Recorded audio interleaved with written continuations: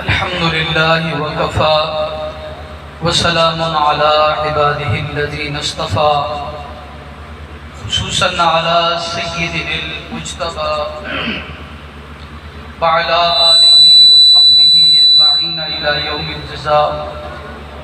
نشهد أن لا إله إلا الله وحده لا شريك له ونشهد أن سيدنا وسندنا وحبيبنا وشفيعنا ومأوانا ومولانا محمدا صلى الله تعالى عليه وسلم عبده ورسوله أما بعد. بسم الله الرحمن الرحيم. ما كان محمد أبا أحد من رجالكم ولكن رسول الله وخاتم النبيين. صدق الله العظيم. قال النبي صلى الله تعالى عليه وسلم إن الرسالة والنبوة قد انقطعت فلا رسول بعدي ولا نبي بعدي. صدق اللہ العظیم. تمامی دوست اخلاص کے ساتھ محبت کے ساتھ بارگاہ رسالت مآب علیہ تحیت و تسلیمات میں ہدیہ درود السلام پیش فرمائیے. الصلاۃ والسلام علیک یا سیدی یا رسول اللہ وسلم علیک وعلی آلک و اصحابک یا سیدی یا نعمت اللہ. عزیزان محترم، دنیا سنیت کا عظیم آستانہ حضور قبلہ بارو کریم علیہ الرحمت والغفران، جن کا فیضان پوری دنیا میں ہے، اور آپ کے موجودہ سجادہ نشین حضرت خواجہ خواجگان حضرت قبلہ خواجہ حسن صاحب باروی اطال اللہ بقاءہ خوبصورت چہرے کے ساتھ جلوہ گر ہے، اور اسٹیج پر علماء کرام مشائخ اعظام شریف فرما ہیں. ابھی آپ نے بڑا خوبصورت اور تحقیقی خطاب سماعت فرمایا. اسی اثناء میں شہر کراچی سے تشریف لائے استاذ العلماء مناظر اسلام علامہ سید ذوالفقار علی گیلانی صاحب زید مجدہم انشاءاللہ تحقیقی خطاب فرمائیں گے. فقیر یہاں خطاب کی نیت سے بھی حاضر نہیں ہوا، یہاں بھیک لینے کے لیے آیا ہے. میں تو جامعہ انوارلو میں جھاڑو دیتا ہوں، غزالی زمان کے در کا چپڑاسی ہوں میں. میری کیا اوقات ہے میں اتنے بڑے بڑے علماء کے سامنے خطاب کروں. ابھی آپ نے دیکھا ایک اہل سنت کا ایک شعر گرج رہا، اور یوں سمجھیں کہ ایوان نجدیت میں اور ایوان قادیانیت میں زلزلہ برپا ہو رہا تھا. میں اپنے بزرگوں اور علماء کا احترام کرتے ہوئے اپنے مختصر سے وقت میں صرف دو باتیں.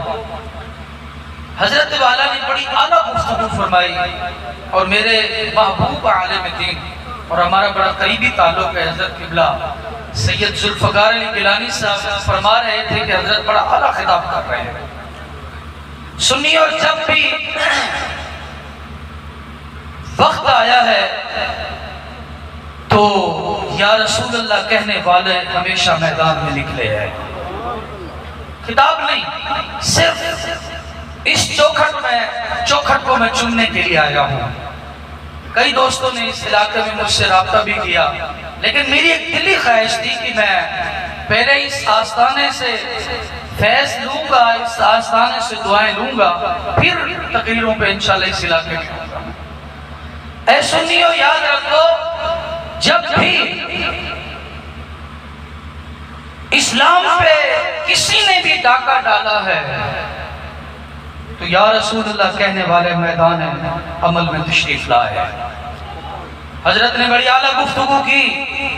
وہ تحریک پاکستان ہو، تحریک ختم نبوت ہو، یا پھر سے رسالت ہو، آپ تاریخ کو اٹھائیں، تاریخ کو اٹھائیں، آپ کو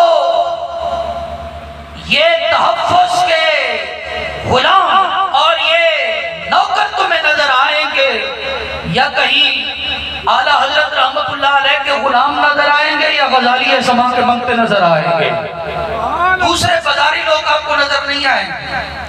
میں صرف اتنا عرض کرتا ہوں اس پاکستان کے بہت بڑے اسٹیج پر، جس کی چادر ہی اتنی تنگ ہے، انہوں نے کبھی حضور کے علم پہ اعتراض کیا ہے تو کبھی ختم نبوت پہ ڈاکہ ڈالا ہے، وہ کیا حضور کی ختم نبوت کی حفاظت کریں گے؟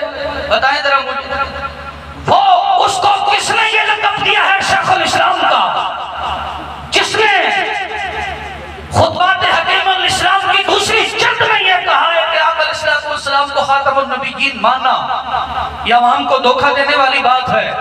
میں پوچھتا ہوں، یہ کھڑا ہوا لقب ہے، یہ کمرے میں بیٹھ کر تم نے دستی تیار کیا ہے۔ شیخ الاسلام تو خواجہ قمر الدین سیالوی ہیں جنہوں نے ہر لمحہ لمحہ حضور کی عزت پہ پہرا دیا ہے۔ شیخ الاسلام تو غزالی زمان ہے، شیخ الاسلام تو اعلیٰ حضرت ہے، شیخ الاسلام تو سیدنا پیر میرے علی شاہ ہیں، جنہوں نے میدان عمل میں اتر کر میں کہتا ہوں مردے کی چیخیں نکلوا دی ہے۔ خدا کی قسم جب پیر میرے علی شاہ صاحب کا نام آتا ہے دل کی گلیاں کھل اٹھتی ہے۔ میں پوچھتا ہوں آپ سے، فتاوی ندوۃ العلماء میں انہوں نے لکھا ہے حضور 40 سال سے پہلے نبی نہیں تھے، ایسے تیرے عقیدہ کو ہم چوتھا کی نام پہ رکھتے ہیں۔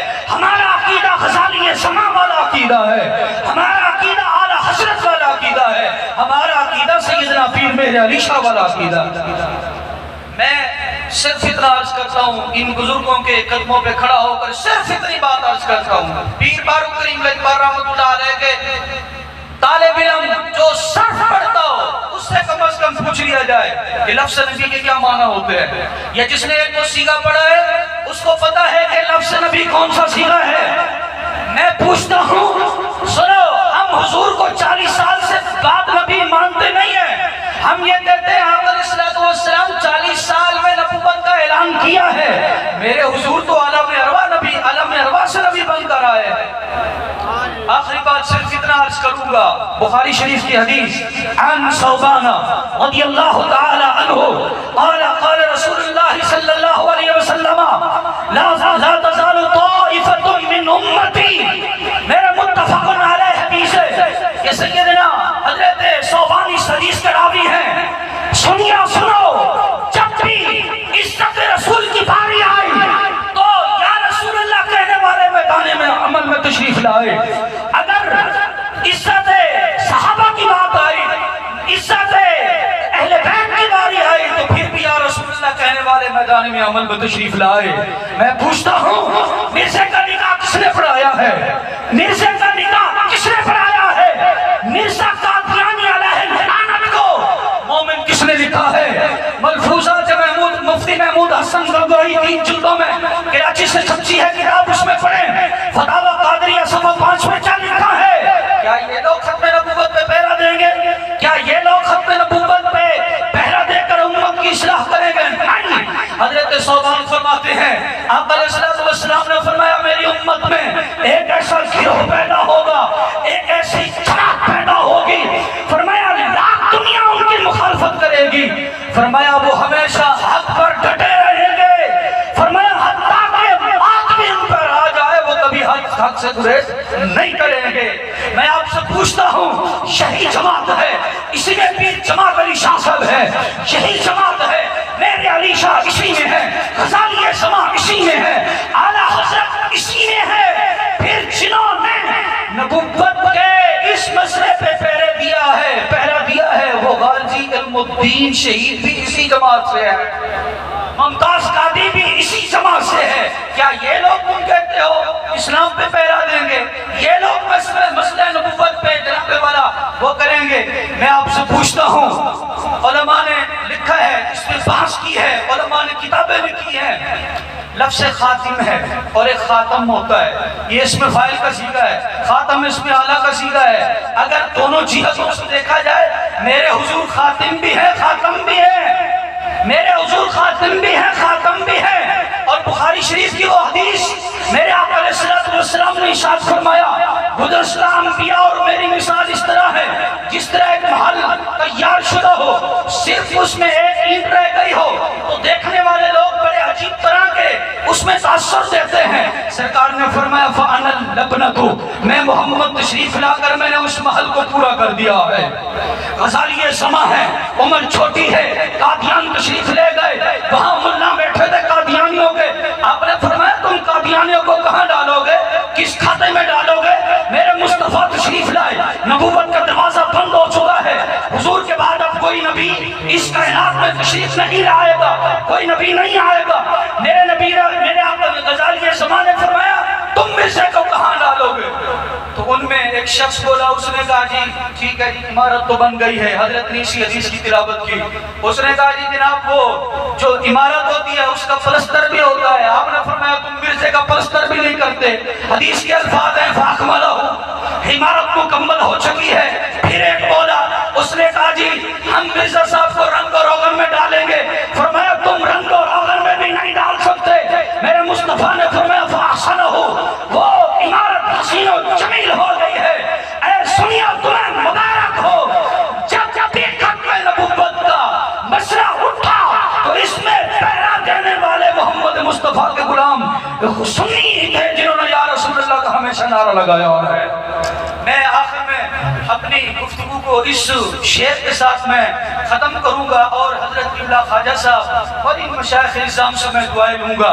وقت ہوتا ہے پھر بندہ حوالے بھی کتابیں بھی لاتا ہے، لیکن یہاں بھیک مانگنے آئے ہیں، دعائیں لینے آئے ہیں، انشاءاللہ العزیز کرم ہوگا۔ میں صرف آپ لوگوں سے اتنا عرض کروں گا، ایک شعر میں اپنی گفتگو کو ختم کر رہا ہوں، ہر حال میں حق بات کا اظہار کریں گے، منبر نہیں ہوگا سر دار کریں گے۔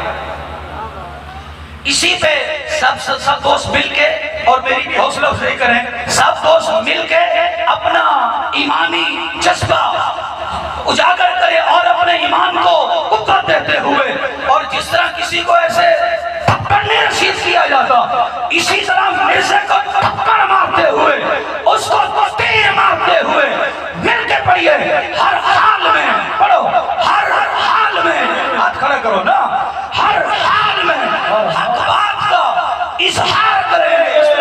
یہ میرا ہاتھ دیکھو، ہر حال میں حق بات کا اظہار کریں گے، بولو ہر حال میں حق بات کا اظہار کریں گے، منبر نہیں ہوگا سردار کریں گے۔ سردار یعنی سولی پہ چڑھ کر، منبر نہیں ہوگا سردار کریں گے۔ زبان تک جب میں دل، منہ میں جب تک زبان ہے سینے میں دل ہے، کاذب کی نبوت کا انکار کریں گے۔ بولیے اونچی آواز سے، جب تک دل میں جامع دل ہے، منہ میں زبان ہے، کاذب کی نبوت کا انکار کریں گے۔ اور بعض مصطفیٰ جو کہے میں نبی ہوں وہ جھوٹا ہے، جھوٹے کو رسوا سرے بازار کریں گے، جھوٹے کو رسوا سرے بازار کریں گے۔ اللہ کریم فقیر کے یہ چند ٹوٹے پھوٹے الفاظ قبول و منظور فرمائے۔ وآخر دعوانا ماشاءاللہ حضرت محترم جناب حضرت علامہ مولانا خدا بخش سعیدی صاحب دامت